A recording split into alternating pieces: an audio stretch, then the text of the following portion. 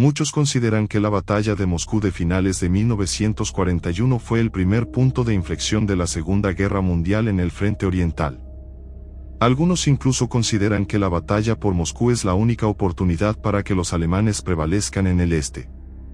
A mediados de 1942, los soviéticos habían organizado suficientes tropas en armas como para que los alemanes no pudieran esperar más que una paz negociada. Más de 3 millones de soldados lucharon por la ciudad durante 3 meses y más de 1 millón murieron. Hoy veamos la batalla de Moscú desde el punto de vista de los alemanes. Antes de continuar, suscríbete a nuestro canal para que podamos traerte más videos de historias militares.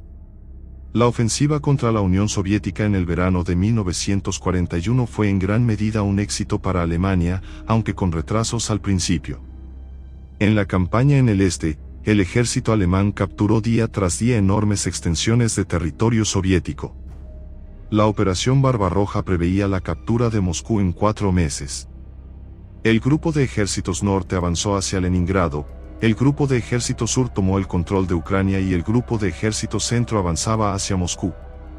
En julio de 1941, el grupo de ejército centro cruzó el río Dnieper camino a Moscú, y el 16 de julio de ese mismo año, las fuerzas alemanas capturaron Smolensk, que era un importante bastión en el camino a Moscú. En esta etapa, aunque Moscú era vulnerable, una ofensiva contra la ciudad habría expuesto los flancos alemanes. En parte para hacer frente a estos riesgos y tratar de asegurar los recursos alimentarios y minerales de Ucrania, Hitler ordenó que el ataque se dirigiera hacia el norte y el sur para eliminar las fuerzas soviéticas en Leningrado y Kiev. Esto acabó retrasando el avance alemán sobre Moscú. Cuando este avance se reanudó el 30 de septiembre de 1941, las fuerzas alemanas se habían debilitado mientras los soviéticos habían formado nuevas fuerzas para la defensa de la ciudad. Moscú era el centro del Imperio Soviético. Todas las oficinas gubernamentales estaban allí y la ciudad era el principal centro logístico y el corazón de comunicación y mando de todas las fuerzas armadas. Moscú estaba en el centro de todo y los soviéticos habrían tenido grandes dificultades sin él. Por suerte para ellos, nunca llegó a ese punto, pero acabó acercándose mucho, muy cerca. Después de la captura de Smolensk, como vimos, el camino a Moscú quedó abierto. Sin embargo, en lugar de un ataque rápido a la capital, Hitler estaba más preocupado por proteger sus flancos y redirigió sus fuerzas principales hacia el sur y el norte. Para Hitler, la capital soviética era un objetivo secundario. Sabía que la única manera de derrotar a la Unión Soviética era privarla de tantos recursos e industria como fuera posible. Aunque muchos de sus generales aconsejaron continuar el avance hacia la capital soviética, Hitler se mostró inflexible. Solo después del asedio de Leningrado y la captura de la mayor parte del este de Ucrania se eligió Moscú como objetivo principal. La captura de Moscú, desde un punto de vista económico, ayudaría poco a los alemanes, pero políticamente podría desempeñar un papel crucial. La pérdida de Moscú ciertamente afectaría enormemente la moral tanto de los soldados como de los generales del Ejército Rojo. Así lo entendieron ambos líderes, y el 26 de septiembre el comandante del Grupo de Ejército Centro firmó el plan de ataque denominado Taifún. Para ponernos en tiempo, la batalla de Moscú tuvo lugar entre octubre de 1941 y enero de 1942. Comenzó 3 meses después de la invasión de la Unión Soviética y duró alrededor de 90 días. Según el plan Taifún, se suponía que el ejército alemán, con varios ataques de grupos grandes, rodearía las fuerzas principales del Ejército Rojo en las áreas de Briansk y Vyazma, y luego exprimiría a Moscú desde los flancos sur y norte, capturando la ciudad. Se les dieron las mejores formaciones de la Luftwaffe para ayudarlos, y los flancos fueron cubiertos por otros 2 grupos de ejércitos, el sur y el norte. En esta batalla, quizás por primera vez, la ventaja numérica estuvo del lado de los alemanes. En la operación participaron 2/3 de todos los soldados alemanes en el frente oriental, casi 2 millones de personas, 1.700 tanques y 10.000 aviones, de los cuales solo 529 estaban listos en el momento de la batalla. 2 días antes del inicio oficial de la operación, Heinz Guderian, comandante del segundo grupo Panzer, decidió avanzar. Esto le dio la oportunidad de utilizar grandes fuerzas aéreas que aún no estaban involucradas en otras partes del frente. Así, la batalla por Moscú comenzó el 6 de octubre. Los alemanes rodearon a las tropas soviéticas en la zona de Vyazma. Unos días más tarde, se cerró el asedio a Briansky. Según diversas estimaciones, más de 650.000 soldados del Ejército Rojo fueron capturados.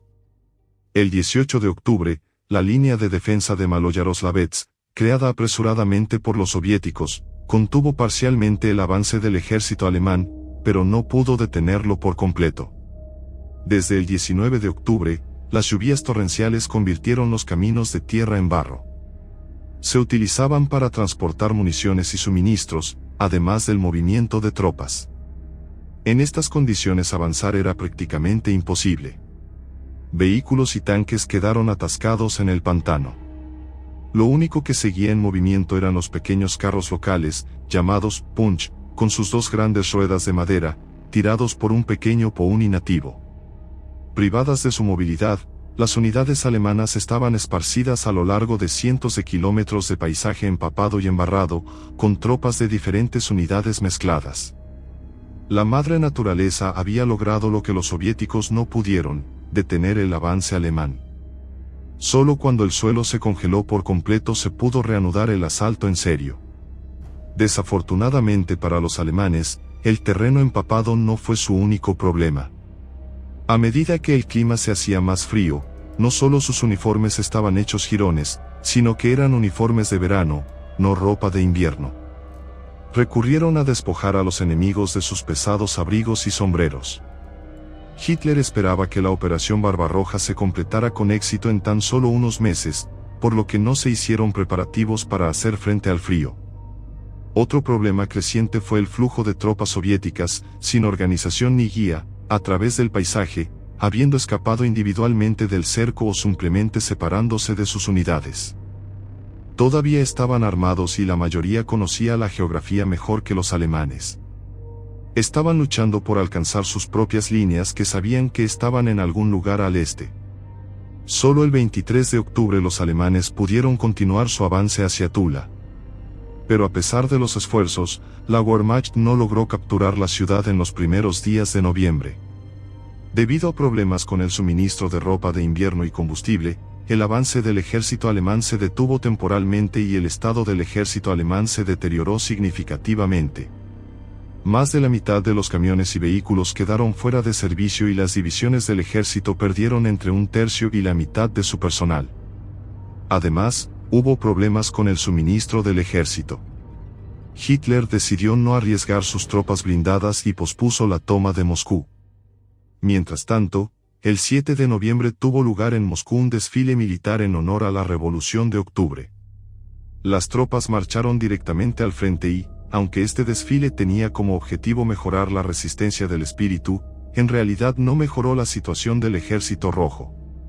El 13 de noviembre, las temperaturas bajo cero permitieron que se reanudaran los suministros al grupo de Ejército Centro. Sin embargo, el ejército alemán no estaba preparado para la guerra de invierno y el suministro de ropa de invierno a cientos de kilómetros de distancia fue un gran problema para las tropas atacantes.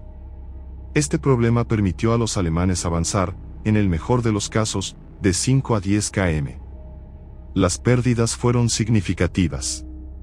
Según el plan del mando alemán, el grupo de Ejército Centro debía atravesar las defensas soviéticas en los flancos y, con este avance, el anillo de cerco debía cerrarse en la zona de Neginsk. La Luftwaffe también jugó un papel importante en las operaciones alemanas en la Unión Soviética.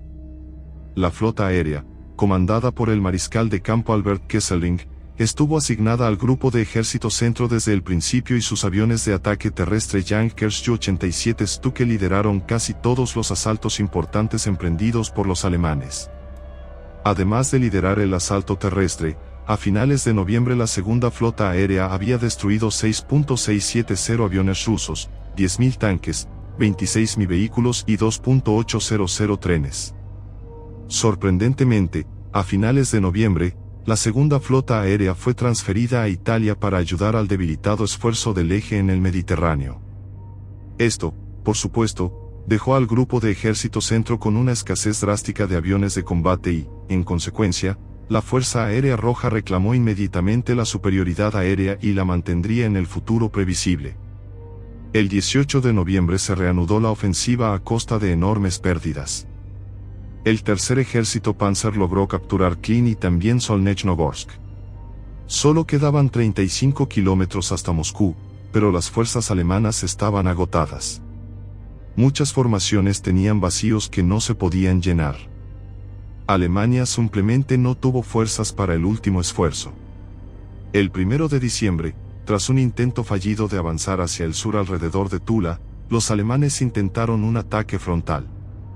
Sin embargo, debido a un error de cálculo de las fuerzas necesarias para abrirse paso, los alemanes se retiraron a sus posiciones anteriores, perdiendo hombres y equipo.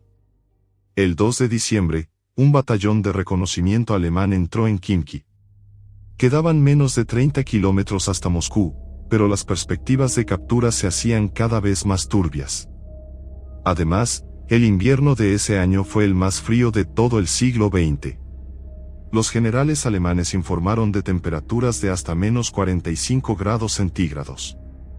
Aunque es difícil evaluar la precisión de estas mediciones, las tropas alemanas se congelaron de todos modos sin ropa de invierno y con uniformes inadecuados para temperaturas tan bajas.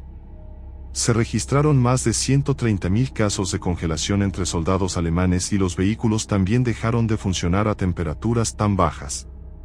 El 5 de diciembre se detuvo finalmente la ofensiva. Los alemanes no lograron capturar Moscú, pero todavía estaban muy cerca de ella. Los datos de la inteligencia alemana causaron cierta alegría, informando de la falta de tropas soviéticas para un contraataque. Esta pausa benefició a los alemanes, pero este error fatal privó para siempre a Hitler de la posibilidad de capturar la capital soviética. El hecho es que desde noviembre Stalin había traído del lejano oriente 18 divisiones bien entrenadas y listas para el combate invernal, junto con 700 tanques y 1.000 aviones. Junto con otras reservas, más de 1 millón de soldados estaban listos para atacar al ejército alemán. El 7 de diciembre, las tropas soviéticas recuperaron Klin, lo que marcó el primer golpe bajo los ataques del Ejército Rojo. Los alemanes se retiraron de Moscú. Las ciudades conquistadas a un coste tan elevado quedaron abandonadas en cuestión de horas. La directiva de Hitler que prohibía la retirada ya no ayudó a su ejército congelado. En la zona de Rsev, los alemanes lograron resistir, pero el exhausto Ejército Rojo ya no pudo lanzar ataques tan poderosos. En total, el ejército alemán se retiró a unos 200 kilómetros de Moscú. Si analizamos las tres razones principales de la derrota alemana en Moscú, tenemos las siguientes. En primer lugar, la excesiva longitud de las líneas de suministro significaba que las unidades móviles avanzadas carecían de todo lo que necesitaban para funcionar. En segundo lugar, la falta de ropa de invierno debido al exceso de confianza del mando alemán provocó numerosos casos de congelación entre cientos de miles de soldados, lo que finalmente afectó gravemente a la moral. El más importante fue la subestimación de las reservas soviéticas. Alemania simplemente no contaba con la posibilidad de un contraataque del Ejército Rojo. Ahora, después de la derrota en Moscú, con la llegada de la primavera, Alemania centraría su atención en la igualmente importante ciudad de Stalingrado, furiosa porque su ejército no había logrado tomar Moscú. Hitler destituyó a Walter el 19 de diciembre de 1941 y tomó personalmente el mando de la Wehrmacht, asumiendo el control de todas las decisiones militares. Hitler se rodeó de oficiales de Estado Mayor con poca o ninguna experiencia reciente en combate. La contraofensiva invernal del Ejército Rojo expulsó a la Wehrmacht de Moscú, pero la ciudad todavía se consideraba amenazada, con la línea del frente relativamente cerca. Debido a esto, el teatro de operaciones de Moscú siguió siendo una prioridad para Stalin. El 5 de enero de 1942, durante una reunión en el Kremlin, Stalin anunció que estaba planeando una ofensiva general de primavera, que se llevaría a cabo simultáneamente cerca de Moscú, Leningrado, Kharkov y también en Crimea. Este plan fue aceptado a pesar de las objeciones de Zhúkov. El invierno europeo de 1941 a 1942 fue el más frío del siglo XX. El 30 de noviembre, La VOK informó a Berlín de que la temperatura era de menos 45 grados centígrados. Estos números demuestran que las condiciones climáticas eran duras y las tropas alemanas no estaban preparadas para afrontarlas, al no disponer de ropa de invierno para temperaturas tan bajas. Había que retirar la grasa congelada de todas las municiones ya cargadas en las piezas de artillería y los vehículos debían calentarse durante horas antes de ser utilizados. Sin embargo, en el lado soviético el frío también pasó factura, pero claramente estaban mucho mejor preparados. R.G. Diren escribió en su diario lo siguiente: la ofensiva de Moscú fracasó. Subestimamos la fuerza del enemigo, su tamaño y las condiciones climáticas.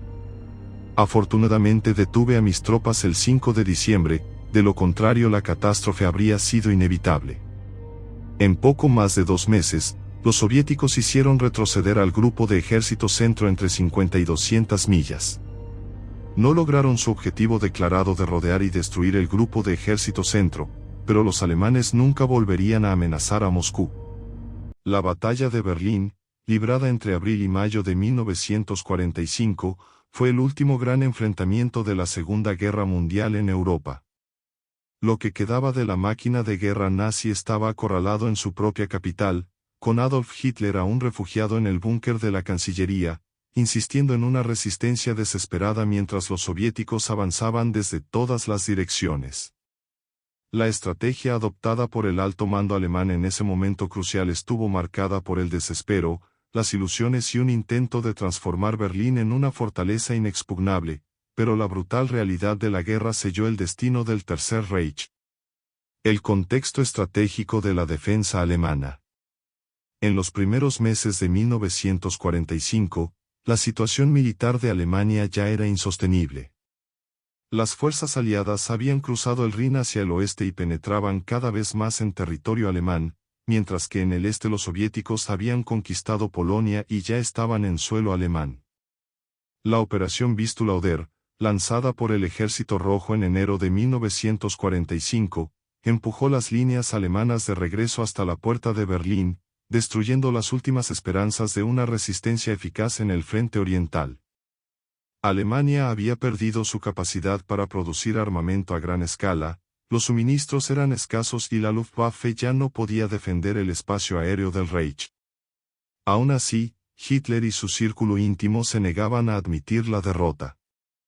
En sus órdenes, exigía que cada metro de tierra fuera defendido hasta el último hombre. El objetivo era hacer de Berlín un bastión inexpugnable, donde el enemigo sangrara hasta la extenuación, permitiendo que se diera alguna reversa, una esperanza que no era más que fantasía ante la cruda realidad del campo de batalla. El cerco se cierra, el inicio de la batalla. El 16 de abril de 1945, los soviéticos dieron inicio a la ofensiva final contra Berlín. El primero frente bielorruso, bajo el mando del mariscal Georgy Zhukov, atacó por el este, cruzando el río Oder y avanzando por la llanura de Seelow, donde los alemanes habían concentrado la mayor parte de su defensa. La batalla en las colinas de Seelow fue feroz y sangrienta. Los alemanes habían instalado artillería pesada y trincheras, transformando la zona en un campo minado mortal. Sin embargo, la superioridad numérica y material de los soviéticos, junto con su artillería masiva, aplastó rápidamente las defensas alemanas, abriendo en pocos días el camino hacia Berlín. Por el sur, el primero frente ucraniano, liderado por el mariscal Iván Kounev, cortó las rutas de escape de la ciudad, avanzando sobre los suburbios de Berlín. Mientras tanto, el segundo frente bielorruso, bajo el mando de Konstantin Rokossovski, atacaba desde el norte, asegurando que Berlín quedara completamente rodeada. Los días 20 y 21 de abril, los primeros disparos de artillería comenzaron a alcanzar el centro de la ciudad. Berlín estaba ahora totalmente aislada del mundo exterior. La radio nazi seguía transmitiendo mensajes de resistencia heroica, pero en la ciudad el desespero aumentaba.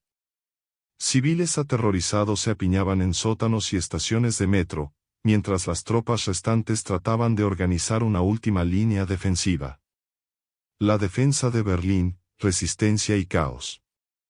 La estrategia alemana para la defensa de Berlín dependía de varios factores: el uso del terreno urbano como ventaja, la movilización de la población civil, la creencia en refuerzos milagrosos y la utilización de unidades de élite de la SS para mantener la disciplina. Pero, en la práctica, todo esto se desmoronaba rápidamente. Lo que quedaba de la Wehrmacht en Berlín estaba mal equipado y desmoralizado. Muchos soldados eran reclutas forzados, incluidos niños de la Hitlerjugend, enviados a la línea del frente armados únicamente con rifles viejos o con armas antitanque portátiles, como los Panzerfaust. Estos jóvenes lucharon con fanatismo, pero fueron aplastados por los blindados soviéticos. La Volkssturm, compuesta por ancianos y hombres sin entrenamiento, poco podía hacer contra los veteranos soviéticos. Mientras tanto, las unidades de la Waffen-SS, aún impregnadas de la ideología nazi, continuaban luchando ferozmente, llegando incluso a ejecutar a desertores o a cualquiera que sugiriera la rendición. La estrategia defensiva consistía en dividir Berlín en 6 sectores, cada uno responsable de contener el avance soviético con barricadas, minas y emboscadas.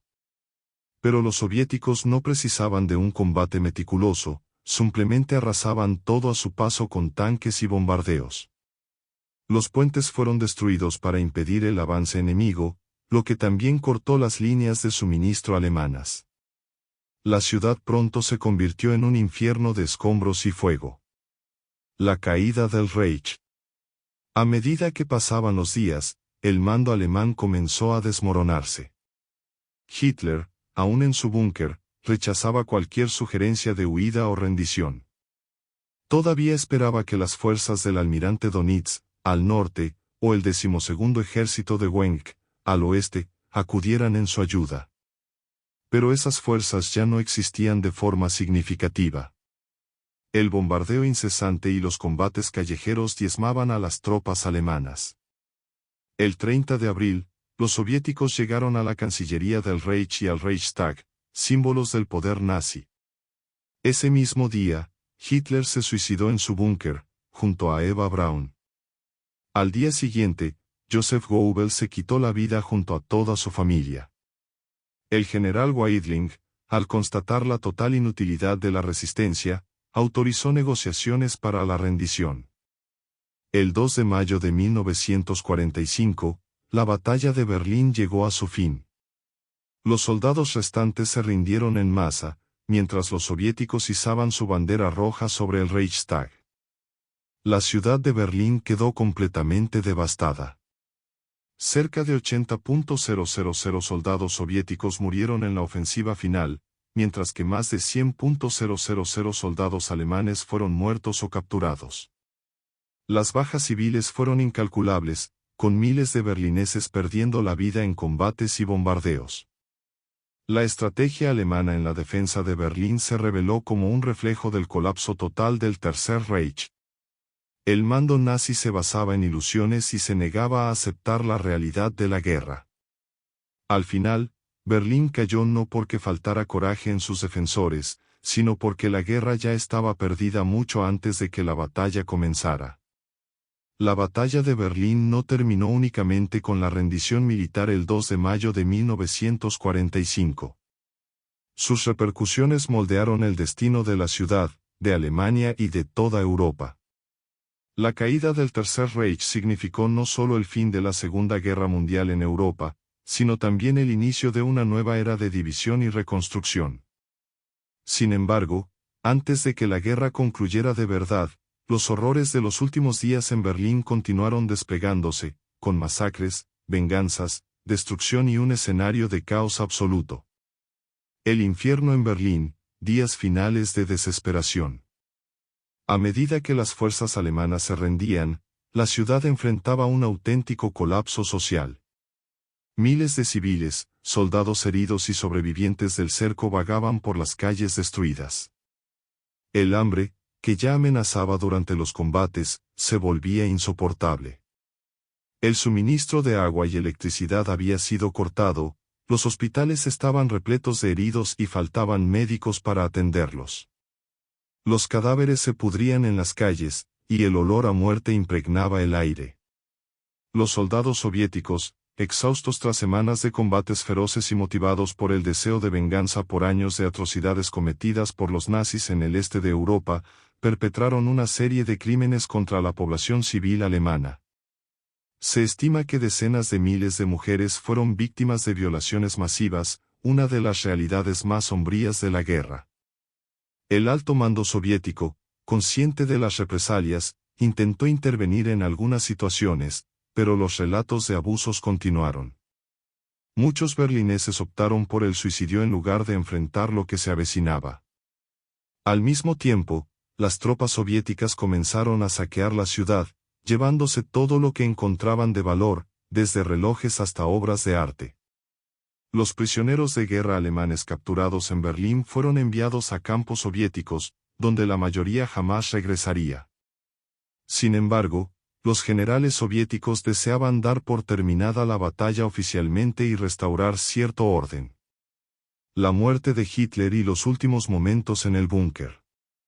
La muerte de Adolf Hitler, el 30 de abril de 1945, marcó el fin de lo que quedaba del mando nazi. En el búnker de la Cancillería, Hitler pasó sus últimos días inmerso en delirios de grandeza, insistiendo en que ejércitos fantasma aparecerían para salvarlo. Cuando finalmente aceptó que no había salida, decidió suicidarse.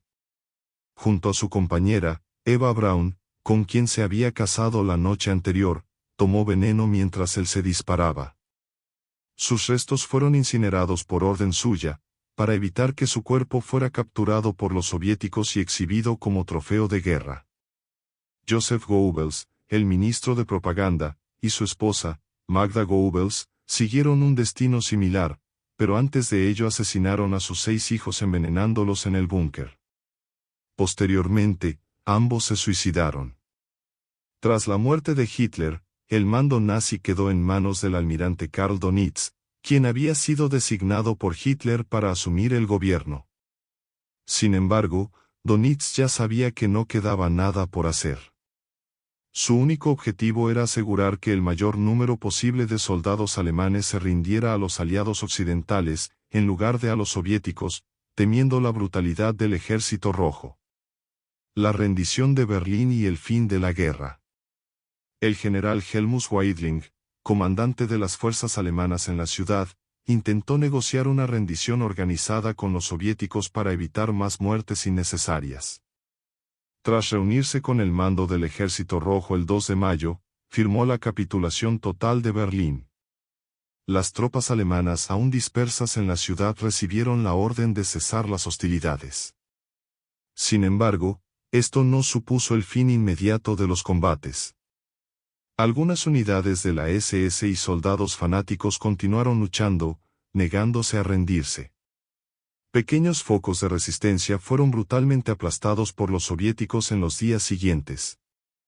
Incluso después de la rendición oficial, se siguieron produciendo ejecuciones sumarias de soldados y civiles acusados de colaborar con los nazis.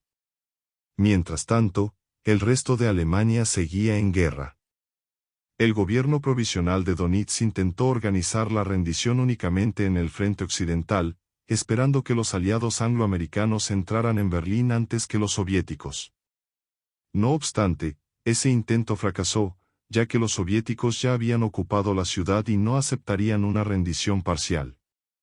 El 7 de mayo de 1945, en Reims, Francia, el general Alfred Jodl, jefe del Estado Mayor de la Wehrmacht, firmó la rendición incondicional de Alemania ante los aliados occidentales.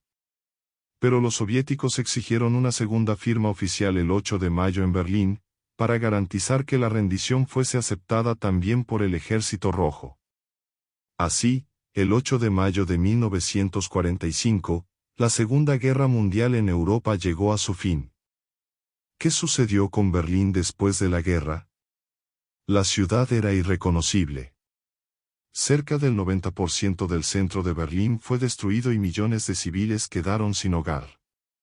El hambre continuó atormentando a los sobrevivientes y las condiciones sanitarias eran precarias. El Ejército Rojo impuso una ocupación militar rigurosa, estableciendo un control absoluto sobre la ciudad. Poco después de la rendición, los aliados ya planificaban cómo administrar la Alemania de posguerra.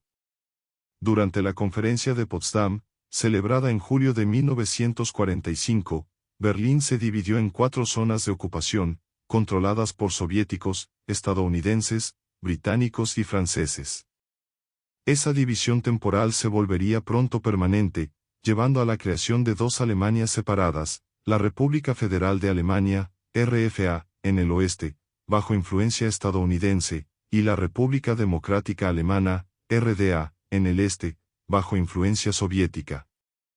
Aunque Berlín se encontraba en la zona soviética, también fue dividida, dando origen a una ciudad partida que culminaría, más tarde, en la construcción del Muro de Berlín en 1961. El juzgamiento de los criminales de guerra. Después de la guerra, los principales líderes nazis sobrevivientes fueron juzgados en el Tribunal de Nuremberg. Hermann Göring, jefe de la Luftwaffe y uno de los principales líderes nazis, fue condenado a muerte, pero se suicidó en prisión antes de ser ahorcado. Varios generales y oficiales de alto rango fueron juzgados por crímenes de guerra, recibiendo desde cadena perpetua hasta la pena de muerte. La batalla de Berlín fue el último intento desesperado de la Alemania nazi por resistir lo inevitable. El mando alemán, ya sin recursos y sin perspectivas de victoria, trató de transformar la ciudad en una fortaleza, pero no pudo detener el avance aplastante del Ejército Rojo.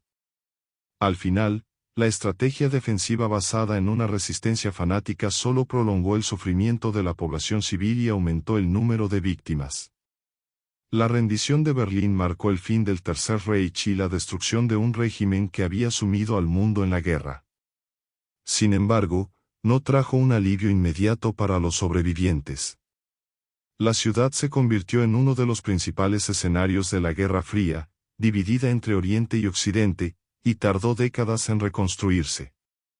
Además de la batalla de Berlín, la Alemania nazi libraba otros enfrentamientos desesperados en distintos frentes durante los meses finales de la Segunda Guerra Mundial.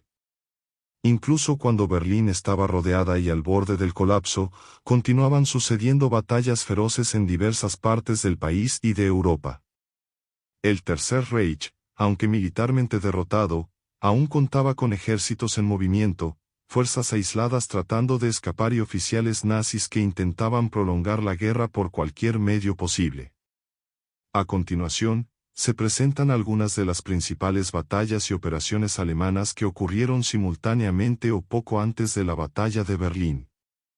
La ofensiva de las Ardennes, Batalla de las Ardenas, diciembre de 1944 a enero de 1945. La Batalla de las Ardenas, librada entre el 16 de diciembre de 1944 y el 25 de enero de 1945, fue la última gran ofensiva alemana contra los aliados occidentales. Adolf Hitler apostaba a que, lanzando un ataque sorpresa en las Ardenas, en Bélgica y Luxemburgo, lograría dividir a los ejércitos británicos y estadounidenses, forzando una negociación de paz separada en Occidente para concentrar todas sus fuerzas contra los soviéticos. La ofensiva comenzó con un brutal ataque de blindados alemanes, tomando a los aliados por sorpresa. La densa niebla y el crudo invierno ayudaron a los alemanes en los primeros días, ya que los aliados no podían utilizar su superioridad aérea. Sin embargo, la resistencia estadounidense, especialmente en la ciudad de Bastogne, frenó el avance alemán.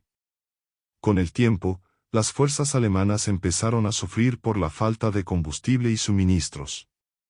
El avance nazi fue completamente revertido cuando los aliados reorganizaron sus fuerzas y contraatacaron. A finales de enero de 1945, los alemanes habían perdido más de 100.000 soldados, incluyendo muchas de sus mejores unidades blindadas. Esta ofensiva fallida debilitó aún más a Alemania, dejando el frente occidental vulnerable para la invasión final.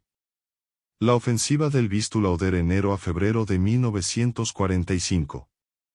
Mientras se desarrollaba la batalla de las Ardenas en Occidente, el Ejército Rojo preparaba su gran ofensiva en el frente oriental. La ofensiva del Vistula-Oder comenzó el 12 de enero de 1945 y fue uno de los avances más rápidos de la guerra. Los alemanes estaban muy debilitados en el este, pues habían desplazado tropas para el ataque en las Ardenas. Los soviéticos rompieron las líneas de defensa nazis y avanzaron aproximadamente 500 kilómetros en solo 3 semanas, cruzando Polonia y llegando al río Oder, a menos de 80 kilómetros de Berlín. Durante esta campaña, los soviéticos tomaron Varsovia, el 17 de enero, y rodearon a las fuerzas alemanas en la bolsa de Prusia Oriental, donde miles de soldados quedaron aislados. La ofensiva del Vistula-Oder fue el golpe que selló el destino de Alemania, ya que Berlín quedó al alcance de las fuerzas soviéticas. La ofensiva de Prusia Oriental enero a mayo de 1945. La Prusia Oriental, una de las regiones más fuertemente militarizadas de Alemania, fue escenario de una de las campañas más brutales de la Segunda Guerra Mundial. Durante la ofensiva soviética, que comenzó el 13 de enero de 1945, la ciudad de Königsberg, actual Kaliningrado, fue bombardeada intensamente. Los alemanes resistieron con fiereza, pues la Prusia Oriental era uno de los últimos bastiones del Reich. Hitler se negó a evacuar a la población civil hasta que fuera demasiado tarde, lo que provocó escenas de horror absoluto, con cientos de miles de civiles intentando huir por el mar Báltico en condiciones desesperadas. La lucha en Prusia Oriental se prolongó hasta el 9 de mayo de 1945, cuando las últimas guarniciones alemanas se rindieron. Las fuerzas alemanas restantes fueron exterminadas o capturadas, y la población de la región fue prácticamente aniquilada o deportada tras la guerra. La ofensiva de Pomerania febrero a marzo de 1945. Con los soviéticos avanzando en todas direcciones, uno de los últimos reductos alemanes fue Pomerania, una región estratégica entre la Prusia Oriental y Berlín. Stalin deseaba eliminar rápidamente cualquier resistencia en esa zona para permitir un ataque directo a la capital alemana. Los alemanes intentaron organizar una defensa improvisada, pero estaban en inferioridad numérica y mal equipados. La ofensiva soviética fue brutal, y el 18 de marzo de 1945 las fuerzas alemanas fueron completamente derrotadas, abriendo el camino para la ofensiva final contra Berlín. La defensa de Budapest octubre de 1944 a febrero de 1945. Mientras Berlín aún resistía, las fuerzas alemanas y húngaras se enfrentaron en una larga batalla en Budapest contra el Ejército Rojo. Hitler ordenó que la ciudad fuera defendida hasta el último hombre, lo que resultó en uno de los asedios más sangrientos de la guerra. La batalla comenzó el 29 de octubre de 1944 y se extendió hasta el 13 de febrero de 1945. La ciudad fue bombardeada sin cesar, y las tropas nazis y húngaras resistieron valientemente hasta quedar rodeadas. El asedio de Budapest fue un desastre para los alemanes, que perdieron casi 200.000 soldados y no pudieron detener el avance soviético en el sudeste de Europa. La ofensiva de la bahía de Courland octubre de 1944 a mayo de 1945. Otra gran batalla olvidada fue la resistencia alemana en la bahía de Courland, en Letonia. Tras la ofensiva del Báltico en septiembre de 1944, aproximadamente 250.000 soldados alemanes quedaron rodeados en la región. Aún así, los alemanes lucharon durante meses, intentando mantener esta área como un punto estratégico. El propio Hitler se negó a evacuar a las tropas, insistiendo en que Courland podía utilizarse para lanzar futuros ataques. La resistencia alemana continuó hasta el 8 de mayo de 1945, cuando finalmente se rindieron. En los últimos meses de la guerra, Alemania combatía en múltiples frentes, tratando de evitar la derrota total. Las batallas en Occidente, Oriente y el Sur evidenciaron la estrategia desesperada nazi de prolongar la contienda, a sabiendas de que la victoria era imposible. La batalla de las Ardenas fue el último intento de Hitler por derrotar a los aliados en el oeste, mientras que la ofensiva del Vistula-Oder llevó a los soviéticos directamente a las puertas de Berlín. Asedios brutales, como los de Budapest, Prusia Oriental y Courland, demostraron la cruda brutalidad del colapso final de Alemania. Al final, Todas estas batallas contribuyeron a la destrucción total del Tercer Reich, con los aliados aplastando finalmente la resistencia nazi y poniendo fin al conflicto en Europa. La caída de la Alemania nazi fue el resultado inevitable de una guerra que Hitler lanzó sin medir las consecuencias. El colapso del Tercer Reich no fue solo militar, sino también político, social y humano. Cuando la batalla de Berlín concluyó, lo que quedaba de la estructura nazi no era más que un gobierno títere, liderado por oficiales sin poder real, mientras millones de alemanes se enfrentaban a un caos absoluto. La estrategia adoptada por los alemanes en los últimos meses de la guerra reveló la total desconexión entre el alto mando nazi y la cruda realidad del campo de batalla. Berlín, al igual que otras regiones que trataron de resistir, fue sacrificada sin ninguna posibilidad real de victoria. La esperanza de Hitler en reversiones estratégicas inexistentes y su obsesión por luchar hasta el último hombre solo prolongaron el sufrimiento de civiles y soldados, arrastrando a Alemania hacia un colapso aún más devastador. La guerra no terminó con la simple rendición alemana. Lo que siguió fue un proceso de ocupación, venganza y reconstrucción que moldeó la geopolítica mundial en las décadas siguientes. El territorio alemán fue dividido, y las cicatrices del conflicto permanecieron visibles por generaciones. Millones de desplazados vagaban por ciudades destruidas, mientras tribunales internacionales iniciaban la ardua tarea de juzgar a los responsables de uno de los capítulos más oscuros de la historia humana. Además, la destrucción del Tercer Reich no significó el fin inmediato de la violencia. Tropas restantes, oficiales nazis en fuga y territorios en disputa continuaron siendo testigos de actos de resistencia y brutalidad, aún después del fin oficial de la guerra. La disolución del ejército alemán dejó a miles de soldados abandonados a su suerte, y muchos pasaron años como prisioneros de guerra o exiliados. La Segunda Guerra Mundial, en su fase final, reveló la completa distorsión de la guerra total, donde ya no existía distinción entre civiles y militares, entre resistencia legítima y sacrificio fútil. Berlín simbolizó ese trágico final, no solo como la ciudad en la que Hitler encontró su destino, sino como el epicentro de la destrucción final de la Alemania nazi. Al final, la mayor lección que dejó esta batalla y las otras guerras que se libraron simultáneamente es que la negativa a aceptar la realidad y la insistencia en luchar por un ideal distorsionado solo conducen a un sufrimiento sin propósito. El Tercer Reich colapsó de la misma manera en que surgió, con violencia, ideología extremista y una creencia ciega en lo imposible. Y cuando finalmente cayó, dejó tras de sí un mundo profundamente marcado por la guerra y la imperiosa necesidad de reconstrucción.